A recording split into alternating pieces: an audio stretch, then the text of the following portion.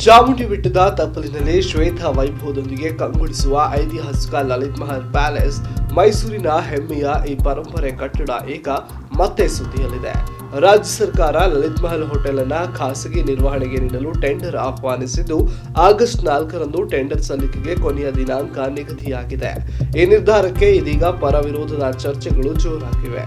ಕರ್ನಾಟಕ ರಾಜ್ಯ ಪ್ರವಾಸೋದ್ಯಮ ಅಭಿವೃದ್ಧಿ ನಿಗಮದ ಅಧೀನದಲ್ಲಿರುವ ಈ ಪಾರಂಪರಿಕ ಹೋಟೆಲ್ ಹಲವು ವರ್ಷಗಳಿಂದ ನಷ್ಟದಲ್ಲಿರುವ ಹಿನ್ನೆಲೆಯಲ್ಲಿ ವೃತ್ತಿಪರ ನಿರ್ವಹಣೆ ಹಾಗೂ ಅಭಿವೃದ್ಧಿಯ ಉದ್ದೇಶದಿಂದ ಈ ಕ್ರಮ ಕೈಗೊಳ್ಳಲಾಗಿದೆ ಎನ್ನಲಾಗಿದೆ.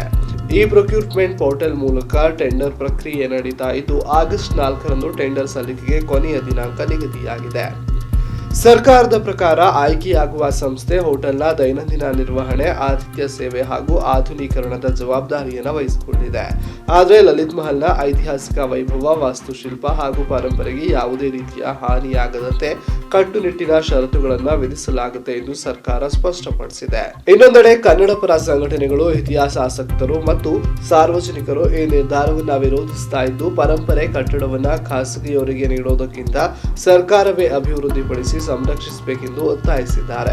ಹಲವು ವರ್ಷಗಳಿಂದ ನಷ್ಟದಲ್ಲಿರುವ ಈ ಹೋಟೆಲ್ಗೆ ಖಾಸಗಿ ನಿರ್ವಹಣೆಯಿಂದ ಹೊಸ ಚೈತನ್ಯ ಸಿಗುತ್ತೆ ಅಥವಾ ಪರಂಪರೆ ಸಂರಕ್ಷಣೆಗೆ ಧಕ್ಕೆಯಾಗುತ್ತದೆಯೇ ಎಂಬುದರ ಚರ್ಚೆ ಇದೀಗ ರಾಜ್ಯಾದ್ಯಂತ ನಡೆಯುತ್ತಿದೆ.